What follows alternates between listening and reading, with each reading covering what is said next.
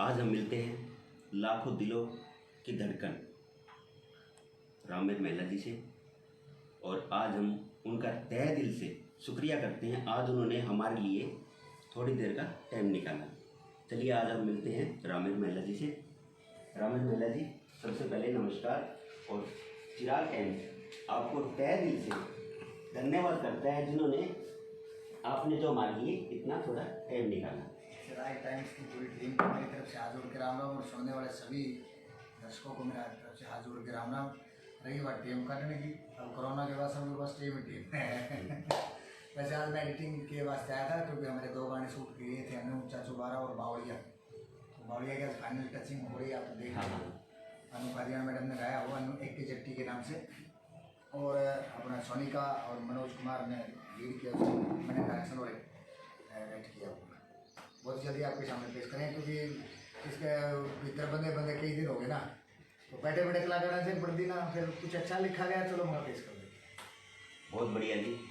तो महिला जी, हम आपसे सबसे पहले ये पूछना चाहेंगे कि आपकी जो स्टार्टिंग थी वो कैसे हुई?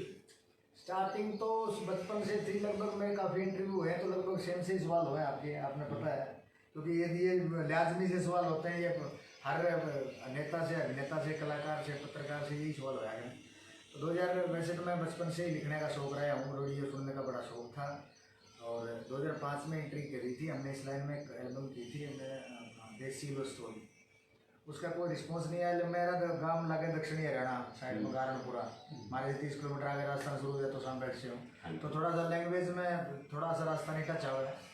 तो वहाँ प्रोड्यूसर ने ये सोचा कि राजस्थानी ठीक ठाक ले लेगा, इसलिए उसने 3 महीने बाद दोबारा मौका दिया 2006 की शुरुआत में। उस टाइम एक कैसेट आई थी हमारी गाड्डे वाली, जिसका मेन गाना था लंडी कुर्ती वाला, तो ऑल ओवर उत्तरी भारत चला था। बस उसके बाद एक ठप्पा लग गया मेरे ऊपर राजस्थानी राइटर का, तो चेतक कंपनी ने मेरे को बुला लिया एज ए राइटर। और हाँ, मेरे भाई अपना राजू पंजाबी, उनको एज ए सिंगर बुलाया था। हमने 3-4 साल लगातार चेतक में काम करा राजस्थानी टोली, और उसके बाद हरियाणवी 2008 में शुरू करा था लाला और कुर्ती में बोला सब दिन कसम चौहान के साथ, एक एल्बम और थी उसके बाद आया था अपना उसी कचर में था 2 मिनट का फोक रिमिक्स करा था, वो हमने लिखे तो क्रिएट था, बट डायरेक्शन में रिकॉर्ड करवाया। संजय शर्मा जी ने उसका म्यूजिक तैयार करा था, सिनम को सिंगर थी उसमें। उसके बाद हरियाणवी ट्रेंड स्टार्ट हो गया, उसके बाद इतना करा, फिर उसके बाद अपना एक नई टीम जो बनी, इसमें as a music director Raju Punjabi, singer Pawan Purania और सुशीला, एज ए राइटर मैं, और डायरेक्शन भी मेरी होती थी, और लीड रोल में अपने सोनू को दिया करता।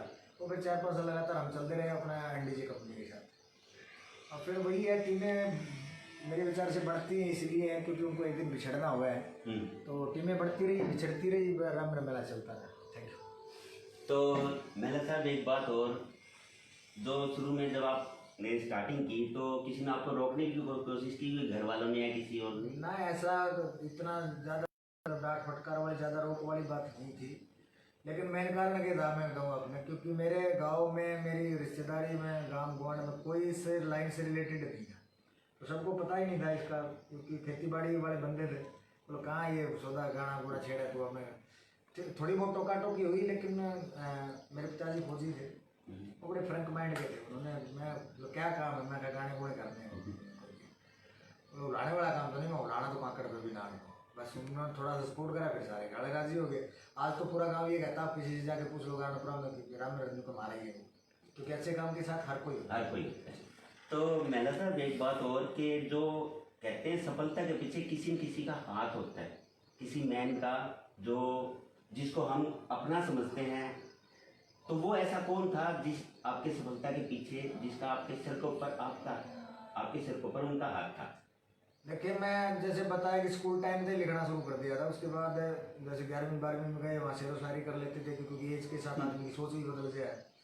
और उसके बाद फर्स्ट ईयर के बाद मैंने कॉलेज छोड़ दिया था, तो खेती बाड़ी में स्टार्ट हो गई थी, शादी हो गई थी, तो लिखना उखना सब छोड़ छाड़ दिया था। मैंने याद ही नहीं था कि मैं एक राइटर हूँ। उसके बाद पंजाब में एक मैं जॉब के लिए गया था, वहाँ मेरे गुरुजी मिले प्रेम कुमार महिला जी, और बातों बातों में जब एक अच्छी दोस्ताना वो हमारे बीच में स्थापित हुआ, तो मेरे को पता लगा कि वो अच्छे सिंगर हैं, और उन्होंने पता लगा कि वो लिख लिया।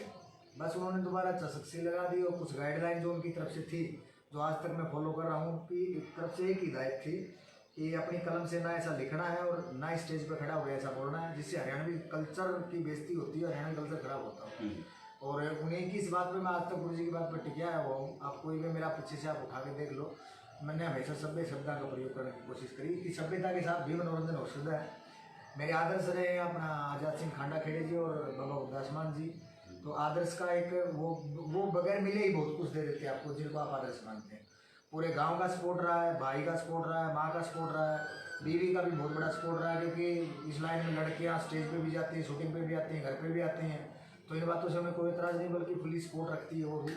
तो ऑल ओवर जो भी बंदा मिला अपना हरियाणा के जितने कलाकारों के साथ मैंने काम करा है, तो सबने लगभग मेंटली तो मेरे को सपोर्ट ही दिए। किसी ने टॉर्चर करने की मेरे चर्चा आज तक तो मैंने कोशिश नहीं करी थी। और अच्छा है, जो भी मिला वो साथी मिला। तो सर आपने पढ़ाई कहाँ तक की? पढ़ाई में थोड़ी देर पहले बोला था आपको, फर्स्ट ईयर करने के बाद मैंने कॉलेज छोड़ दिया। तो सर जो आपको सम्मान दिया गया, कहाँ कहाँ आपको सम्मान दिया गया? सम्मान तो ये आप बेहतर होता है कि आप मेरी बैठक में बैठे होते हैं। अच्छा। क्योंकि वहाँ पूरा शोकेस भरा हुआ है, वहाँ देख के आप खुद ही आइडिया मार लेते हैं। तो लगभग सरकारी और गैर सरकारी संस्थाओं से काफ़ी बार सम्मानित हो चुके हैं, और आला अधिकारियों से लेकर के आला मिनिस्टर तक, और अपने लोकल जितने भी ये सामाजिक संस्थाएं हैं उनके थ्रू है। हर जगह जहाँ जाते सम्मान तो मिलता है, ज़रूरी नहीं है। देखो अपना धर्मेंद्र जी एक बात कहा करें कि सम्मान के नाम से आपको कुछ हाथ में दिया जाए, ज़रूरी नहीं है। पब्लिक ने इतना सम्मान दिया, चाहे मेरे साथ इतना मैं 2010-11 में मैंने स्टेज पे जाना शुरू करा था। उससे पहले तो मैं लोगों ने दिखा भी नहीं मैं। तो 11 के बाद जब से स्टेज पर गया तो एक ही बात कहा था कि मैं राइटर हूँ, गाना होना ज़्यादा नहीं आता, लेकिन गा लेंगे क्योंकि आप लोग चाहते हैं। और अच्छे अच्छे सिंगरों के साथ मैंने स्टेज करा, उसके बावजूद भी पब्लिक ने जो प्यार दिया, सबसे बड़ा सम्मान मेरे लिए वो। तो सर एक बार जब हमारे यहाँ बाढ़ आई थी, और शायद गंगा के अंदर भी बाढ़ आई थी, एक बार आपने एक गाना लिखा था, तो वो आपके मन में कैसे आया? वो देखो राइटर को थीम चाहिए। हाँ ठीक है। क्योंकि हमारे मन लोगों से जब हमने पता चला तो लोगों ने ये बताया कि उन्होंने क्या था कि सिर्फ बैठे बैठे ही आपने वो गाना बनाया था। नहीं, मोस्टली मैं बताऊँ आपने, मैं 2005 से लेकर गया 2020 आ गई, 15-16 साल हो गए 2005 को माँ में मिलाएं तो 16 साल में शायद मैं घर से गाना लिखते नहीं गया था। क्योंकि बचपन में रागनियाँ भजन इतने लिख दिए थे हमने कि शब्द को स्कूल मिला के ठीक ठाक है। दूसरा नए लिखने का एक कारण है भाई, मैंने राजू पंजाबी के लिए, विनू बोर्ड के लिए, सीनम के लिए, सुशीला के लिए, अनु के लिए को गाना करना है, और मैं घर से तैयारी करके आ गया, हो सकता है उनको ना पसंद आए। तो बेटर होता है टीम के साथ बैठ के डिस्कस करें कि हमें मैटर क्या कर, रॉक करना है, पॉप करना है, पॉप करना है, जो भी करना है। सबसे पहले आप अपनी थिंकिंग बताओ, टेस्ट बताओ, उस टेस्ट का हम लिख लें। तो मोस्टली गाने मैंने स्टूडियो के अंदर ही लिखे हैं। अब तो एक गाना करना होता है, एक गाना करो यूट्यूब पे डालो, 2-3 महीने की जन्म जी है। उस वक्त जब पहले ऑडियो चला करती, फिर सीडी आ गई, उस टाइम 8 गाने लिखने, 8 रिकॉर्ड करने, 8 की शूटिंग करनी, 8 की एडिटिंग करनी।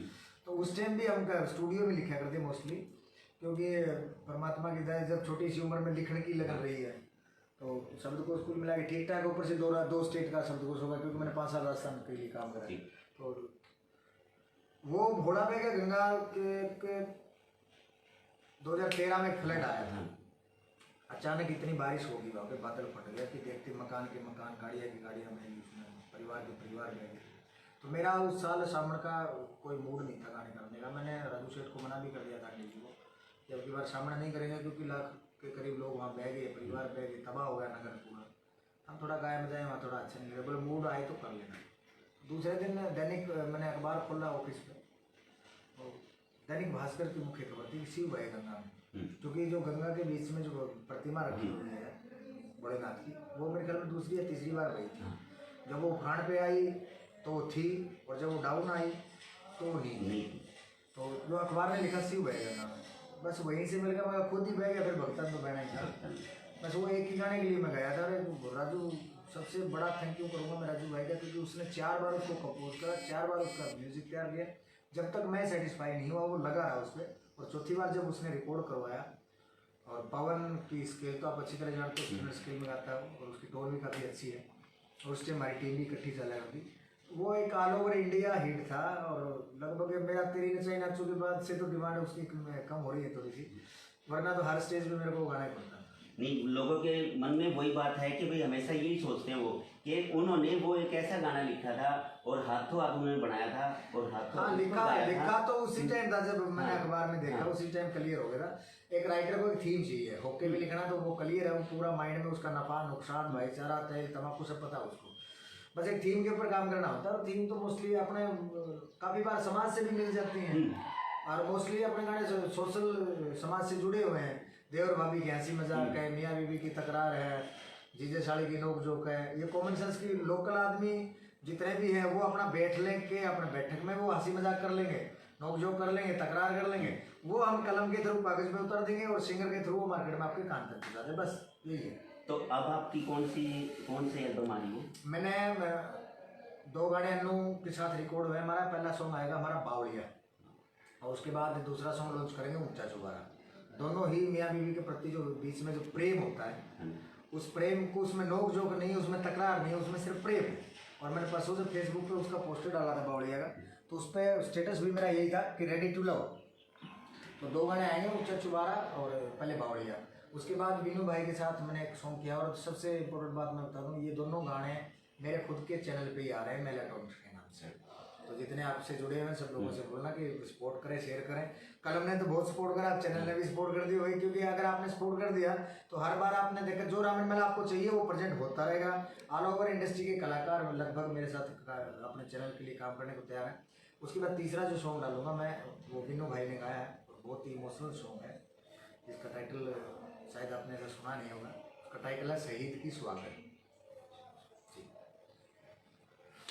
तो आज हम मिले महिला जी से, उन्होंने अपना 2 सॉन्ग हाँ, 2 सॉन्ग तीसरी शूटिंग करनी है शहीद की, और तीसरे की अभी शूटिंग होनी है।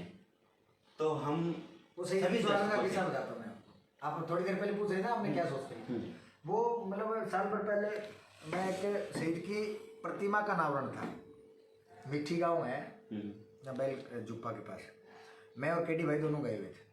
तो हम इनविटेशन पे गए हुए थे, क्योंकि एक शहीद ने इतना बड़ा सिस्टम अपना जान तक जोखिम कर दी, उसकी प्रतिमा का अनावरण था। तो वहाँ नारा, एक ही नारा बार बार लग रहा था कि सोमवीर कादियान नाम था उस फौजी का, कि अमर शहीद सोमवीर कादियान अमर रहे, अमर शहीद सोमवीर कादियान अमर रहे। तो मैं एज ए राइटर जब सोचते हैं, जब उसकी बीवी का नाम सुमन था, भाभी जी का नाम, तो मैंने ये बात सोची कि जब सोमवीर कादियान का नाम अमर हो चुका है, सुमन की मांग के सिंदूर का नाम अमर हो चुका है, फिर सुमन विधवा, सदा सुहागण सिर्फ शहीद की बुई होती है मेरे विचार से। और यही सोच के मैंने सब वो अपना शहीद की स्वागत टाइटल से 2 अंतरे लिखे हैं उसमें, और एक स्थाई है उसकी। बहुत ही इमोशनल सॉन्ग है, और विनू भाई भी गाते टाइम इमोशनल हो गए थे, और वो आपके सामने पेश करेंगे, और वो भी अपने चैनल पे मेलाटोन्स पे ही आएगा। उसके लिए 2 लाइन बताओगे आप? वो उसकी कंपोज थोड़ी देखो विनू ने अपने हिसाब से की है, वैसे मैं वर्डिंग बता देता हूँ आपको। मैं सुख दुख पाके जी लूँगी यो देश राज्य रही हो, मैं सुख दुख पाके जी लूँगी यो देश राज्य रही हो, मैं शहीद की स्वागत सो कोई भी दुआ ना करी। वाह, बहुत बढ़िया।